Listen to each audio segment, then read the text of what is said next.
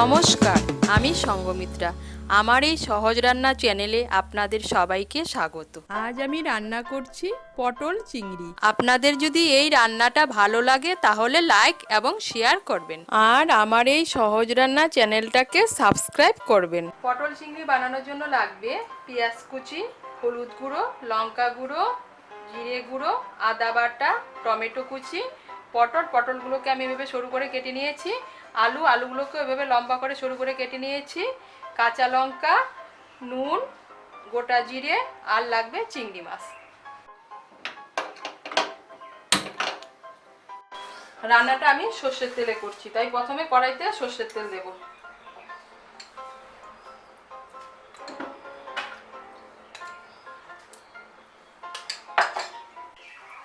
তেলটা গরম হলে এর মধ্যে নুন হলুদ দিয়ে মেখে চিংড়ি মাছগুলো ভেজে নেব।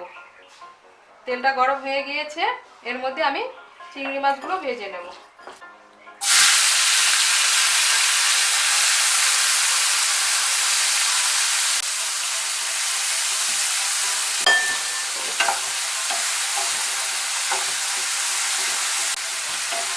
মাছগুলো আমার ভাজা হয়ে গিয়েছে, মাছগুলোকে এখন আমি উঠিয়ে নিচ্ছি।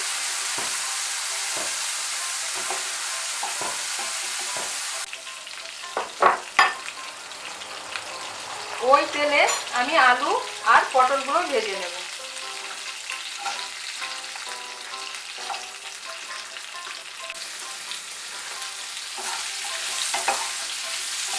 এর মধ্যে সামান্য একটু হলুদ গুঁড়ো দেবো, সামান্য একটু নুন দেবো।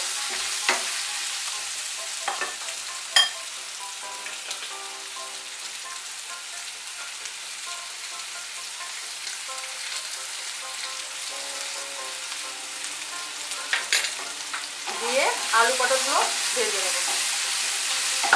আলু পটলগুলো আমার ভাজা হয়ে গিয়েছে, আলু পটলগুলোকে আমি উঠিয়ে নিচ্ছি। কড়াইতে আমি 1 বড় চামচ আবার তেল দিচ্ছি।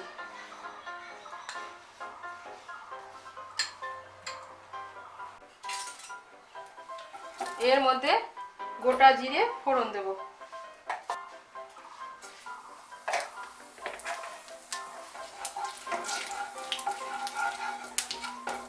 জিরেগুলো একটু নাড়াচাড়া করে নিয়ে এর মধ্যে পেঁয়াজ কুচিটা দিয়ে দেব।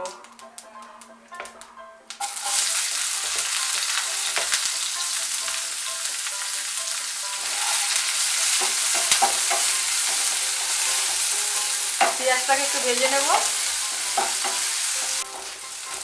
পেঁয়াজটা ভাজা হয়ে গিয়েছে, এর মধ্যে টমেটো কুচিটা দিয়ে দেব।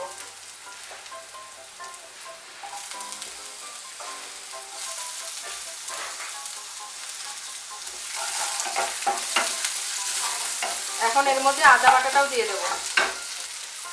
আমি 1 ছোট চামচ আদা বাটা দিচ্ছি।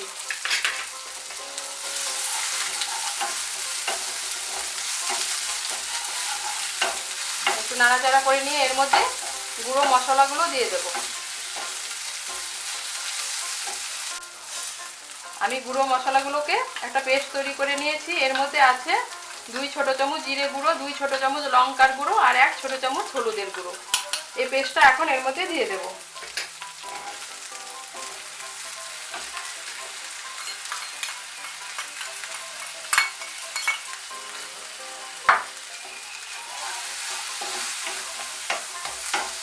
দিয়ে মশলাটাকে এখন একটু ভালো করে কষিয়ে নেব। মশলাটা কষানো হয়ে গিয়েছে, এর মধ্যে ভেজে রাখা আলু পটলগুলো দিয়ে দেব।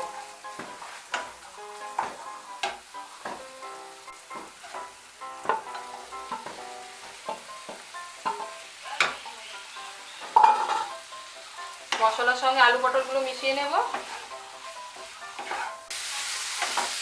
মেশানো হয়ে গিয়েছে, এখন আমি আলু পটল মশলা সব একসঙ্গে আরেকটু ভালো করে ভেজে নেব। এই দেখুন ভালো করে ভাজা হয়ে গিয়েছে। এর মধ্যে স্বাদ মতো নুন দেব। আমি আলু আর পটল ভাজার সময় নুন দিয়েছিলাম, তাই এখন নুনটা কম দেব।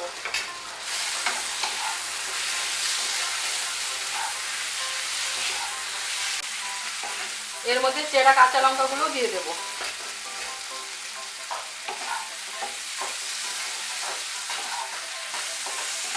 দেখুন আলু পটল সব ভাজা হয়ে গিয়েছে। ভালো করে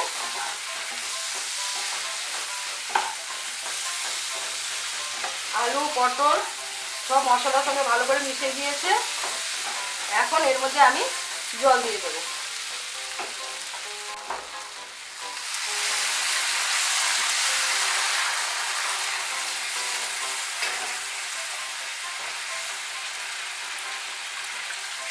আপনারা যে যেরকম ঝোল খাবেন সেই অনুযায়ী জল দেবেন।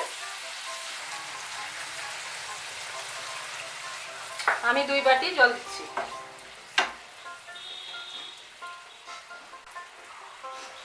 এখন আঁচটা মিডিয়াম করে আমি 5 মিনিটের জন্য ঢেকে দেব।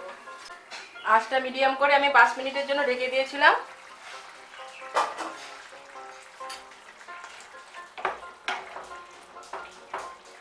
এখন এর মধ্যে আমি ভেজে রাখা চিংড়ি মাছগুলো দিয়ে দেব।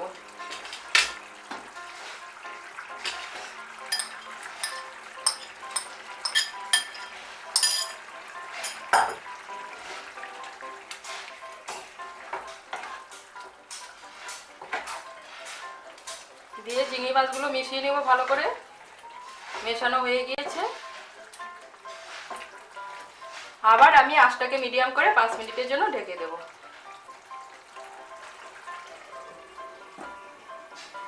আঁচটা মিডিয়াম করে আবার আমি 5 মিনিটের জন্য ঢেকে দিয়েছিলাম। এখন আঁচটা বাড়িয়ে দেব।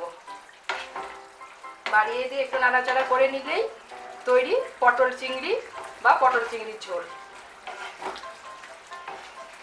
আপনারা চাইলে এর মধ্যে গরম মশলার গুঁড়ো দিতে পারেন। আমি আবার গরম মশলার গুঁড়োটা দিইনি। এই দেখুন আলু পটল সব সেদ্ধ হয়ে গিয়েছে আর তৈরিও হয়ে গেল আমার পটল চিংড়ি।